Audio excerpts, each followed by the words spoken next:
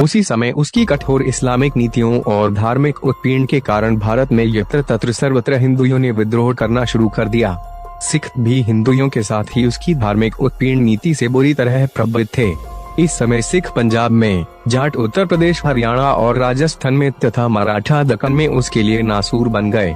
इनको सजा देने और इनके उपद्रवों को दबाने में उसका सारा धन, सारा बल व्यर्थ हो गया और वे 1680 में दक्कन गया। लगातार 27 साल मराठों से लड़ते हुए वहीं मरकर दफन हो गया। चाह कर भी उत्तर भारत या दिल्ली लौट न सका। उसे मराठों ने खूब छकाया। तब तक इनके कारण ही उत्तर भारत में मुगल शासन के लिए हालात बहुत बुरे हो गए। उसकी मृत्यु 1707 में दक्कन में ही हो गई। उसने लंबी उम्र तक राज्य किया और धार्मिक अत्याचार शोषण के कारण वे अलोकप्रिय बादशाह बना और तब मुगल कमजोर हो गए। उनको पूरे भारत में सभी तरफ से चुनौती मिल रही थी। वे स्थानीय उपद्रवों, विद्रोहों को दबाने में असफल थे। इस समय जोधपुर रियासत को भी मुस्लिम बनाने के चक्कर में वहां भी विद्रोह हो गया और कुंवर अजित सिंह, जो महाराज जसवंत सिंह के पुत्र थे, जिन्हें औरंगजेब ने मुसलमान बना दिया था, और दुर्गा दास, जो जोधपुर के कट्टर से नापती थे, युद्ध में हारते ही नहीं थे, दोनों ने मिलकर विद्रोह कर दिया। फिर से जोधपुर को स्वतंत्र कर लिया। यह फर्रुखसियर का समय था। मेवाड़ और आमेर भी जोधपुर के साथ थे, छुपे तौर पर मिल रहे थे। राजस्थान में राजपूत भी मुगलों की नीतियों से अब खुश न थे और उन्होंने भी विद्रोह तेवर अपना लिए थे। औरंगजेब की मृत्यु के बाद उसके जायज नाजायज पुत्रों में सत्ता संघर्ष हुआ, जिसमें मुअज्जम विजयी रहा और आजम को हार के साथ मृत्यु हुई। इस तरह सत्ता संघर्ष में मुगलों की हालत और कमजोर जो गई। विरोधी हिंदू शक्तियां और शक्तिवान हो गई।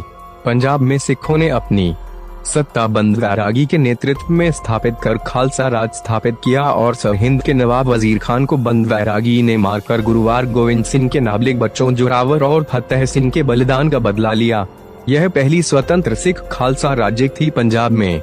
गुरुवार गोविंद सिंह ने मुगलों से संघर्ष शुरू किया, जो सिख सत्ता स्थापित होने तक चलता रहा। भरतपुर के जाट जिनमें संघर्ष शुरू किया गोकुल ने, फिर बलराज सिंह, राजाराम, कौम भजा सिंह और चुरामन ने जाट सत्ता मजबूती से स्थापित कर दी और मुगलों के कनवाई को, जो दिल्ली से आगरा से दक्कन जाती थी, को लूट लेते थे। महाराज सूरजमल के समय जाट सत्ता शिखर पर थी और इन्होंने मराठों के साथ तथा अब्दाली का विरोध भी किया था। 1761 में पानीपत में मुगलों को मुख्य झटका शिवजी संभाजी और राजाराम मराठों ने दिया। इनसे लड़कर मुगल सत्ता खत्म हो गई, लेकिन मराठे सशक्त बने रहे और दक्कन की सयादत की। पहाड़ियों में औरंगजेब को इन्होंने उलझकर उत्तर भारत में स्वतंत्र जाट सिख एवं राजपूत सत्ता स्थापित होने दी। यही लोग मुख्यतया मुगलों के पतन के लिए जिम्मेदार हैं। ये सिखर से बड़े और राजा बन गए, आदिलशाही खत्म कर दी, स्वतंत्र हिंदू राज्य स्थापित किया। यह सब शिवाजी का रणनीतिकार कुशलता और प्रबंधन का कमाल था। मुहम्मद शाह के समय उसके मुख्य सिपह सालार, जैसे बंगाल में, अवध में तथा हैदराबाद में सूबेदार स्वतंत्र हो गए और उन्होंने अपनी रियासतें कायम कर ली। यह सब दिल्ली के बादशाह की कमजोरी और शक्तिहीनता का प्रमाण है। मुगलों की कमजोरी का लाभ उठाकर ईरान का नादिर शाह दिल्ली पर चढ़ाया और मोहम्मद शाह दिल्ली में अयाशी ही करता रहा। उसने कोई व्यवस्था ही नहीं की। पंजाब सिंध बिना प्रतिरोध नादिर शाह ने अधिकृत कर लिए और करनाल हरियाणा में मोहम्मद शाह को 1739 में बुरी तरह हराकर दिल्ली में नृशंस हत्याकांड किया और खूब लूट की। अवध के नवाब सादात अली खान, हैदराबाद के नवाब तैमुद्दीन खान को नादिर शाह ने मोहम्मद शाह के साथ हराया और हिंदुस्तानी बदहने लड़ने से बेहतर टोल मोल समझकर नादिर शाह का माटे डोजक गुलाम बनकर राज करने लगा। कोहिनूर हीरा, तख्ते ताउस और सभी बेश कीमती सामान दिल्ली से उठा ले गया। इस तरह मुगल लगातार अयाशी, सत्ता संघर्ष, धार्मिक विद्रोह, धार्मिक उत्पीड़न, मंदिर तोड़ योजना, धर्म बदलने के लिए दबाव, अधिकार वसूली और हिंदू सिख विरोध के कारण लगातार कमजोर होते चले गए। सभी सहयोगी भी अपनी सत्ता बनाकर दिल्ली से अलग हो गए और बादशाह के राज्य की सीमा दिल्ली में ही रह गई। कहते हैं बादशाह शाह आलम दिल्ली से पालम, अर्थात शाह आलम का राज्य लाल किले से पालम तक हिल बच्चा। उसकी कभी स्वतंत्र सत्ता नहीं थी। वह कभी सिंधिया और कभी होलकर या नजीबाबाद के नवाब की सहायता से राज्य करता रहा। फिर अंग्रेजों ने पानीपत के तीसरी लड़ाई के बाद भारत में पर मजबूती से जमा दिए। सरदार जस्सा सिंह अहलूवालिया और जस्सा सिंह रामगढ़िया ने शाह आलम को कैद कर लिया। दिल्ली में वसूली की चांदनी चौक बंगला साहब में गुरुद्वारे बनवाने के लिए शाह आलम से आदेश निकलवाया, कर लेकर तथा सिखों पर हुए मुस्लिम अत्याचार के लिए माफी मंगवा कर ही छोड़ा। बेगम समरू ने बादशाह को सिखों से बचाया। अंग्रेजों का दबदबा भारत में बंगाल से शुरू हुए बंगाल के नवाब सिराजुद्दौला को हराकर प्लासी में 1757 में उसकी हर का मुकब्जा कारण उसका सेनापति मीर जाफर था, जो क्लाइव लॉयड से मिल गया। उसकी जगह मीर जाफर को बंगाल का नवाब बना दिया। मीर जाफर और उसके बेटे मीरान जफर ने सिराजुद्दौला के सभी घर वालों पुरुषों का कत्ल कर दिया और हरम की स्त्रियों को गंगा नदी में हुगली में नाव में बैठकर डुबो दिया। सिराजुद्दौला की बेगम को छोड़ दिया गया, जो अत्यंत खूबसूरत थी, और उसे शादी का प्रस्ताव मीर जाफर और उसके लड़के मीरान जफर दोनों ने भेजा, जिसे उसने ठुकरे दिया और कहा कि हाथी की सवारी के बाद गधे की सवारी करने से बेहतर मर जाना है।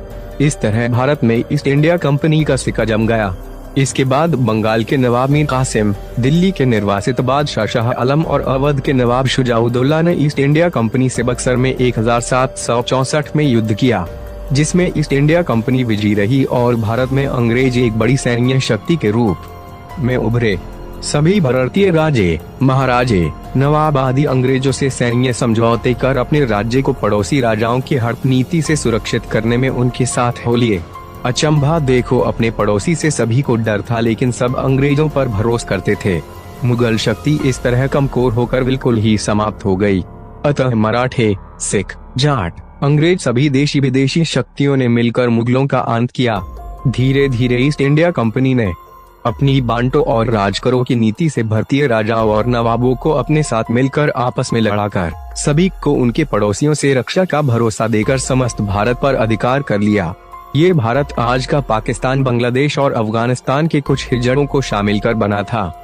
अतः 1707 से 1739 तक मुगल खूब शक्तिमान थे। फिर उनका प्रताप घटा, कम हुए और 1739 से 1774 तक अंग्रेज अपनी शक्ति स्थापित कर पाए और भारत पर उनके सैन्य शक्ति के मंसूबे सफल हुए।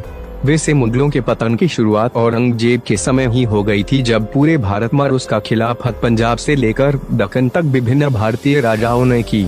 इसके बाद 1761 में मराठों की पानीपत में हार ने अंग्रेजों की जिद के दरवाजे खोले। 1757 का प्लासी और 1764 का बक्सर का युद्ध गजलों के लिए अति घातक सिद्ध हुए और सार्वभौम सम्राट की उनकी छवि ध्वस्त हो गई।